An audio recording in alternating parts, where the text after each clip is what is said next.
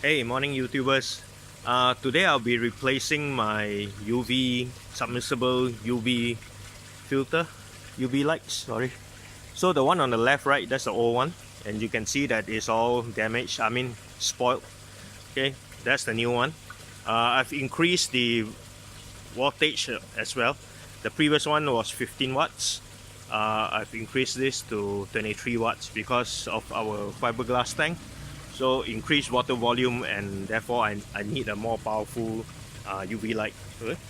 You can see that the water is a bit greenish. You can see that? Yeah.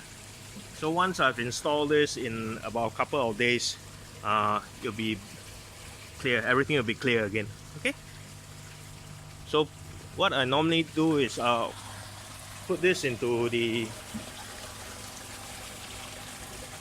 last chamber on our pond filter system.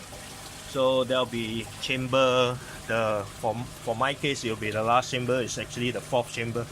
Okay, so it goes in there. It's submersible. So with UV lights, right, don't look at it directly with your eyes, because you actually damage your eyes if you look at it for some time. Okay, so just leave it in there, and just make sure everything is in place. Okay.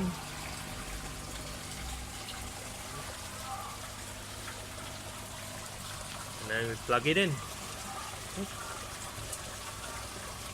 Put this below. Sorry.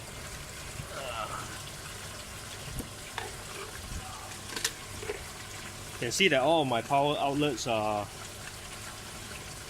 has waterproof casing on them. So even though I have thunderstorms and all that, it doesn't matter because it's waterproof. So just make sure that it's on. Yep, the lights are on. And we are good to go. Okay folks, that's a quick one. Till then, bye.